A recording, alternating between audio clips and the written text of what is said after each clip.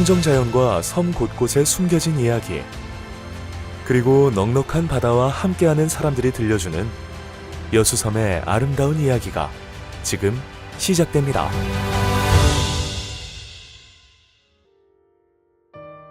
낭도에서 고흥 방향으로 달리다 보면 적금대교를 만날 수 있습니다. 2020년 2월 개통된 적금대교는 낭도와 적금도를 이어주는 길이 470m의 아치형 교량인데요. 붉은색 아치형 적금대교를 지나면 만날 수 있는 섬, 적금도는 여수군 설립 시 섬에 금광이 있다 하여 쌓을 적자, 쇠금자를 써서 적금도라 하였다고 합니다. 조선시대 초기에는 섬 주변의 바위들이 노을에 물들어 붉은색을 띠었다고 하여 붉을 적자에 갯과 포자를 써 적포라 불려지기도 했다고 합니다. 현재 77세대에 114명의 주민이 거주하고 있는 적금도는 섬의 북쪽에 위치한 큰 마을과 남쪽에 위치한 작은 마을이 육개사주에 의해 하나의 마을처럼 이어져 있습니다. 오래전 마을 뒷산인 요막산이 크게 무너지면서 따로 떨어져 있던 두 개의 마을이 하나로 연결되었다는 이야기가 전해오고 있다고 합니다.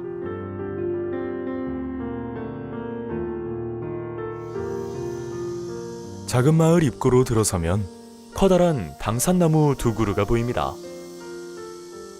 당산나무 그늘에서 마을 어르신들이 더위를 피해 땀을 식히고 계시는데요. 당산이라고 그래요. 당산. 그래서 사장뚱이라고 해서 마을 분들이 더울 때 와서 노는 장소. 사장등이라고도 불리는 이곳은 과거 임진왜란 당시 고흥 여도에 있는 만호의 전초기지였으며 병사들의 사격 훈련장으로도 이용됐었다고 하는데요. 이곳 느티나무는 300년이 넘는 세월 동안 마을을 지켜오며 주민들에게 좋은 쉼터가 되어주고 있습니다.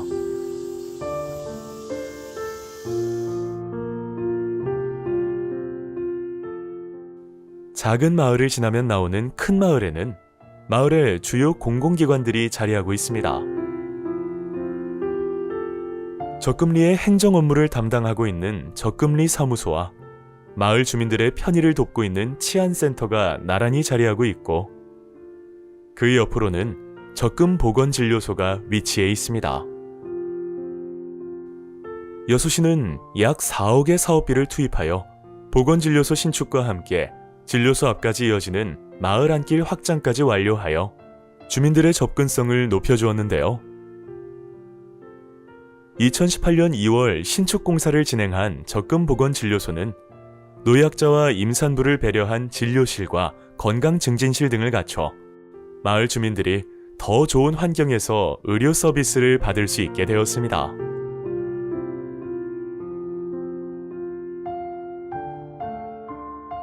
남북으로 긴 지형을 이루고 있는 적금도는 섬 전체가 비교적 경사가 완만하고 전체 면적 중 경작지가 많아 농업이 활발해 인근의 섬들보다 더 풍요로운 생활을 할 수 있었다고 하는데요. 한때 적금도 주민들은 보리와 고구마를 주 농작물로 재배했었는데 현재는 깨, 콩, 고추 등 소규모의 밭농사만 짓고 계신다고 합니다. 옛날에는 적금이는 보리 농사를 많이 지었습니다. 보리 농사를 해가지고 적금 리민들이 먹고 살았어요. 근데 지금 보리 농사는 안 합니다. 지금 안 하고 고구마만 심어요. 고구마만. 근데 고구마도 지금 한 50가구나 할까? 많이 줄어졌어요. 과거에는 고구마를 재배해 얇게 썰어서 볕에 말리는 절간을 하여 판매했지만 현재는 절간을 위해 심지 않고 주로 가정에서 먹을 양만큼만 심고 계신다고 합니다.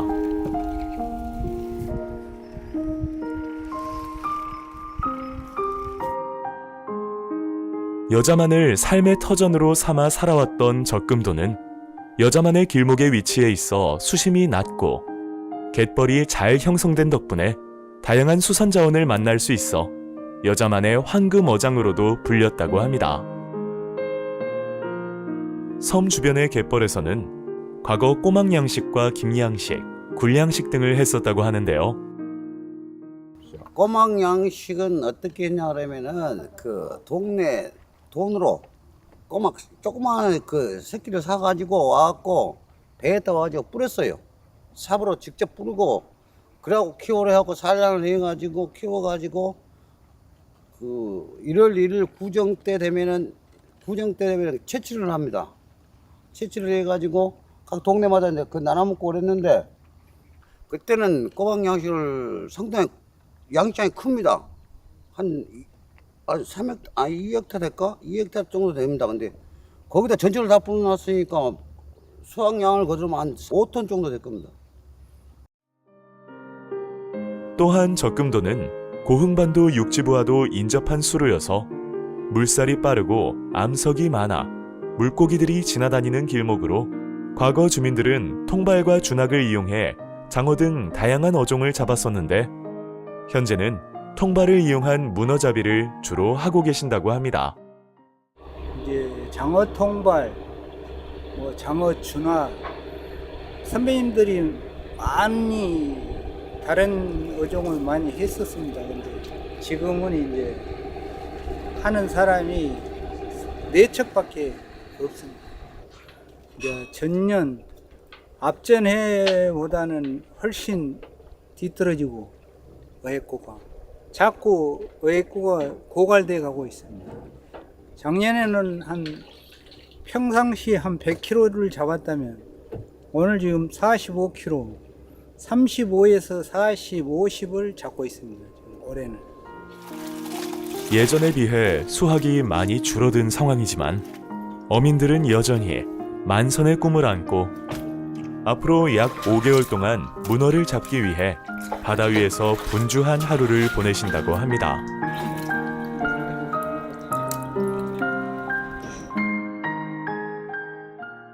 바닷일을 많이 했던 적금도 주민들은 가족들이 사고 없이 무사하길 바라는 마음이 컸던 만큼 과거에는 당제에 대한 의식도 중요하게 생각했었다고 합니다. 매년 음력 1월 14일부터 15일까지 마을의 안녕과 한 해의 무사고를 기원하기 위해 주민 모두가 합심하여 마을 제사를 지냈었다고 하는데요. 옛날에는 당주가 올라가면 당주를 동네에서 정합니다. 당주 올라가기 하루 전에 적금 리민들이 와서 청소를 합니다. 말 길을 청소를 깨끗이 해갖고 두 부부를 정하는데 깨끗한 사람을 정하거든요. 뭐 치질도 없고 뭐 몸도 아무것도 없는 사람들만 해갖고 두 부부가 올라가가지고 올라가다가 돌불에 걸려가지고 넘어졌다 그러면 다시 내려와서 다시 모욕하고 다시 또 올라오고 그럽니다. 옛날에는 그랬어요. 근데 두 부부는 말도 못해요. 말도 못하고 눈만 보고 눈을 깜빡깜빡 인사하고 그러지 손으로 손짓 해갖고 하는 거지 말하면 안 되거든요. 그러니까 보름 동안 부부까지 말도 못하고 그런 생활을 했습니다. 네. 적금도 마을 주민들은 외부인에게 당산제를 공개하지 않았을 만큼 당산제 수호 의지가 높았으나 여러 가지 사정으로 인해 2013년 마을 총회를 통해 당산제를 폐지하였다고 합니다.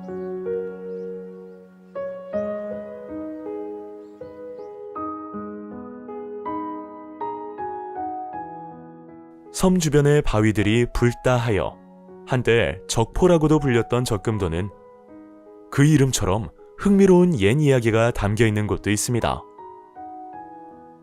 탑고지라고 하는 바위인데요.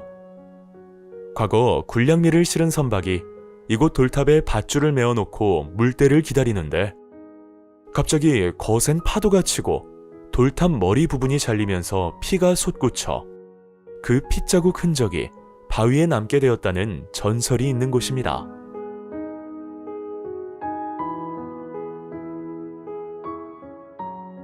작은 마을을 지나 해안길을 따라가다 보면 금을 채광했던 굴을 만날 수 있는데요.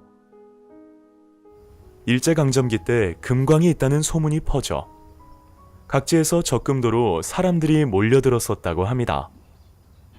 적금도는 이제 한문으로 풀이해 보면 쌓을 적자에 세금자를 씁니다. 그래서 적금도 어딘가에는 금이 날 것이다. 이제 이런 생각 때문에 일제강점기 때는 또 우리나라 사람들도 이곳에 와서 이제 금맥을 찾으려고 이제 또 굴을 뚫어서 이제 작업을 했지만은 또 그때 일본 사람들도 또 와가지고 또 동굴을 뚫고 또 해방 이후에도 또 그런 사람들이 있었다고 합니다. 근데 지금도 그 흔적이 그대로 남아 있는데요. 80m가 넘는 그런 금을 찾기 위해 동굴을 뚫었던 그런 흔적들이 지금도 고스란히 그렇게 남아 있습니다.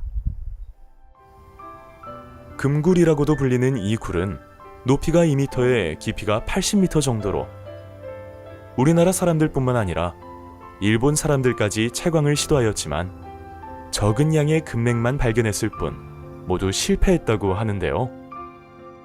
금굴 속에는 황금박쥐가 서식하였다는 이야기도 전해지고 있습니다.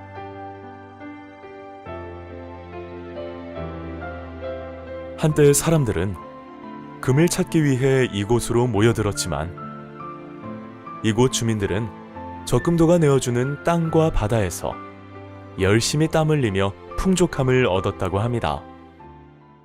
그 교육 수는 없고 굉장히 옛날에는 활발했죠. 적금이가 부자 동네라고 그랬거든 옛날에는.